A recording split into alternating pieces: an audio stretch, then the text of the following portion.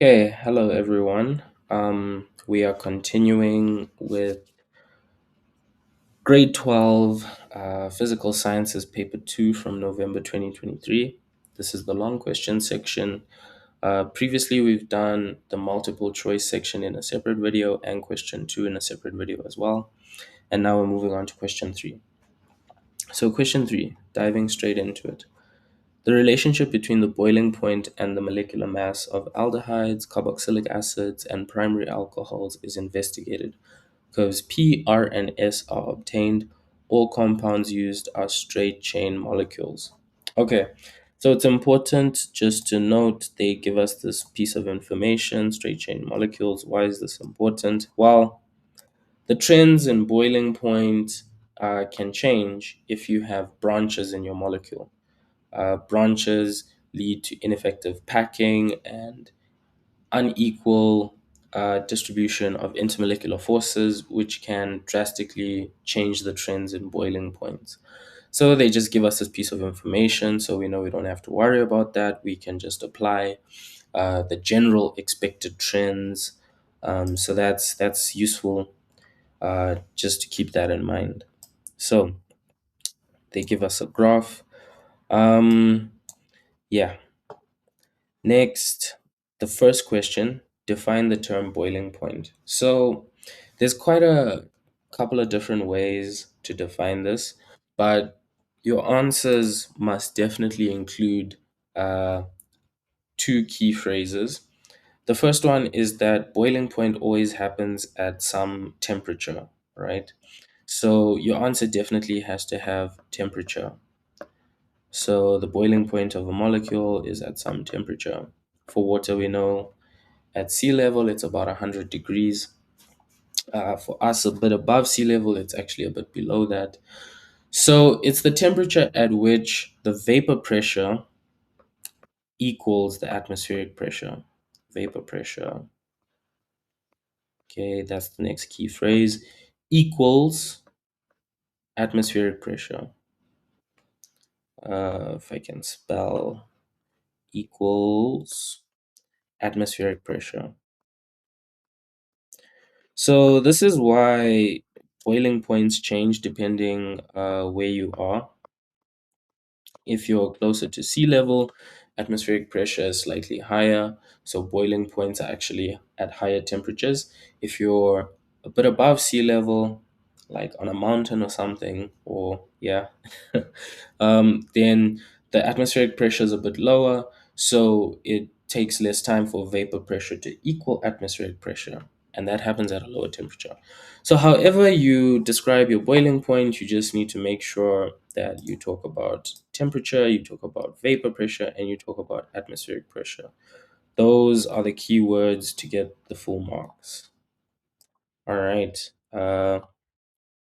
Moving on to question 3.2.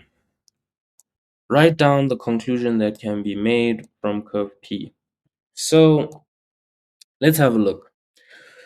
So curve P starts around 100 degrees with a molecular mass of just below 50, and it ends around 200 degrees, and that compound has a molecular mass above 110. So what we can see is as our molecular mass increases, the boiling point also increases. So that's all you need to say for question 3.2. As molecular mass increases, boiling point increases. That's the conclusion from curve P. So, question 3.3. Explain the answer to question 3.2 in terms of structure of the compounds. So, for this one, the question is basically asking why does the boiling point increase as the compound gets heavier? So, these are all straight chain molecules. So, what we can see is that the molecule is actually getting longer and the boiling point is increasing. So what that leads you to conclude is that a higher molecular weight, so or molecular mass, so increased molecular mass, I'm going to write it as MR for shorthand, means um, a longer molecule, longer molecule. And if we have a longer molecule, it means we have increased intermolecular forces, or IMF for short. So it doesn't matter how you phrase this, you just need to basically get to the point that there's more intermolecular forces with longer molecules, there's more sites for London forces, and if there's more intermolecular forces, well, now we need to relate that. So for the second mark in the question, we need to relate that to boiling point. Basically, well, if intermolecular forces are higher, it means you need more energy to break them. And if you need more energy just means that has to happen at a higher temperature. So that's how you relate. So we can say this leads to increased temperature. So now we can relate the high molecular higher molecular masses to the increase in boiling point following this logic. So you can phrase your answer however you like. You just need to ensure that you include these key things in order to get all the marks. Okay. Question 3-4. Curve R represents the alcohols. Okay. Maybe I'll just write that here so I don't forget. So they tell us R is alcohol. Okay, great. Which homologous series is represented by curve S? Okay, so what have they told us?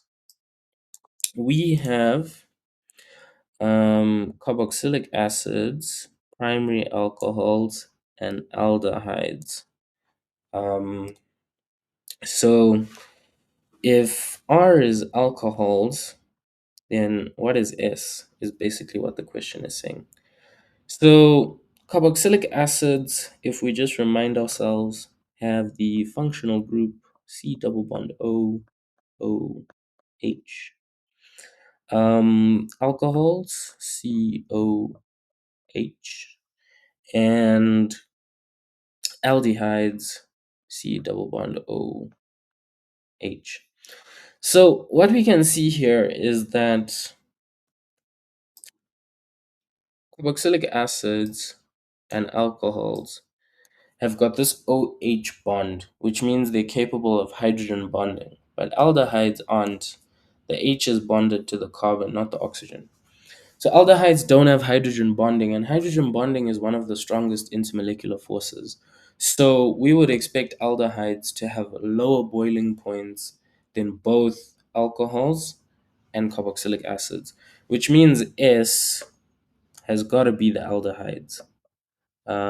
It's the only one that doesn't have hydrogen bonding, so it should have lower boiling points because it has weaker intermolecular forces. So that answers question 341, 342. Explain the answer to question 341 referring to the strength of intermolecular forces. So I've kind of already done that. I guess to answer 341, you just have to say aldehyde, and then to answer 342, you can then elaborate and explain about the different intermolecular forces. To get the full marks, you don't have to go into detail of hydrogen bonding. You can just say difference in strength of intermolecular forces. So you should just know aldehydes have weaker intermolecular forces. So we might as well just complete it because now we know P is carboxylic acid, carboxylic acids. But yeah, so that's 342. Aldehydes have weaker intermolecular forces. Done. For curve R, write down the molecular mass of the compound with the boiling point of 97 degrees Celsius. So curve R, that's our alcohols. 97 is 97 is this point here. So following this point down, you could use your ruler for this. Um, and then counting, we have 1, 2, 3, 4, 5. So We have 10 boxes in between 50 and 70. That means each box represents 4 degrees. And this is coming around box number 5. So 5 times 4. No.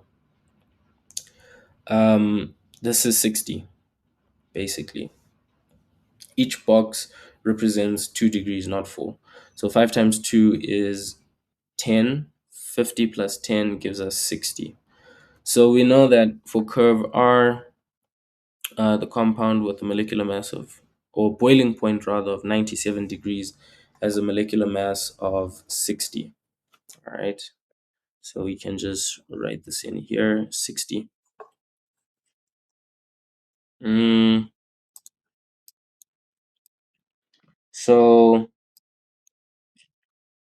yeah, the answer to 351 is just 60 degrees, 60 grams per mole. Sorry. Then it says, for curve R, write down the IUPAC name of the compound in question for 351. All right. So here we gotta do, we gotta kind of break it down a bit. We know it's an alcohol. So our alcohol is gonna have some carbons. It's gonna have mm, 2N plus 1 and then OH at the end. So this is basically the equation that we're going to use. Must remember carbon has a molecular mass of around 12. Hydrogen, for simplicity, we'll just keep it at 1. It's not exactly 1. Same for oxygen, we'll just keep it at 16. It's not exactly 16, but this is good enough to get us through this question. And then our total molecular mass for this one is 60. So you can just try different size compounds. Um, yeah, that's pretty much a way that you'll always get your answer. But what you can do as well is just say, okay, we either way we're always gonna have an OH group that's 17. So let's subtract 17 from 60. So 60 minus 17 is gonna give us 43. So we're left with 43. And how many carbons can we fit into that? Actually, only 3. So, yeah, because you get to 36. So you can just say because hydrogen is such a small molecule, it only has a molecular mass of 1. You just got to fit as many carbons, and then usually the difference will balance out the hydrogens. So we can just try 3. So this is a good way to like try and get a, instead of just trying starting from methanol, ethanol, propanol, butanol, and like just going through it. You can just do it this way and say 12 into 43, you get about 36, right? So 3. So we can just guess propanol and then check. So we're guessing propanol, C3, H therefore becomes 7, OH. And if you check this, we know this is 17, this is 7, and this is 36. So 36 plus 7 plus 17 adds up to 60. Um, so this is a much quicker way of arriving at the answer. So we know that propanol is definitely the one with a molecular mass of 60. So the IUPAC name is okay. So they want the IUPAC name, so you have to give a very specific name, not just propanol. Um, It's a primary alcohol, so because it's primary, we know that the OH group is at the end of the molecule. So if we draw it, propanol, 3 carbons, OH, populate the hydrogens. So this is propanol. So the IUPAC name would be 1-propanol, or as we discussed before, you can go propan, propan dash 1, all, or however you prefer to write it. Yeah, so that would be the IUPAC name. You have to include the 1 because by including the one, that's how you distinguish it as a primary alcohol. If you just say propanol, the OH group could be in the middle of the molecule, and that could be like a secondary alcohol, not a primary. So that's the trick to question 352. Finally, question 36, the last question for question 3. Two compounds A and B used in the investigation um, have a molecular mass of 74 grams per mole. A has a boiling point of 118 and B of 142. Explain the difference in these boiling points by referring to the structures of these compounds. So 74 grams per mole, we can come here to our graph. We just want to see which molecules they're referring to. So again, use your ruler for this. 74 is about here. And we can see that the compounds A and B, one is an alcohol. So one is an alcohol and one is a carboxylic acid, because there's no point lining up with our line for the aldehydes. So this helps us. We already know, okay, they're referring to a carboxylic acid and an alcohol. And then they tell us that A has a boiling point of 118 and B of 142. So A, with the lower boiling point, is definitely an alcohol. So, okay, now we have some information. So A is an alcohol, and B with the higher boiling point is a carboxylic acid. Okay, so the question was asking us explain the difference of the boiling point by referring to the structures. So you basically have to talk about the different intermolecular forces available to these classes of molecules. You don't have to work out the exact molecule and then talk about that one in particular. You can just talk about alcohols versus carboxylic acids in general. So so first of all, carboxylic acids, which is B, in addition to London forces, also have dipole-dipole forces, and they have two sites for hydrogen bonding. So this is a key difference, because the functional group is something like this, and there's lone pairs on this oxygen and lone pairs on this oxygen as well.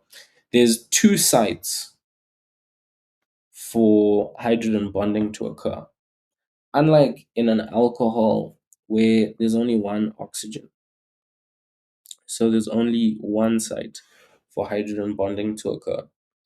So this is like one big difference between the two.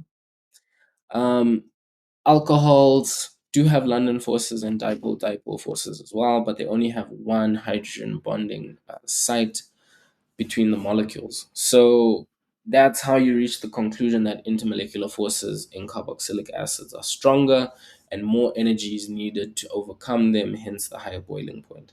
And that answers the question. So with that, that concludes question 3.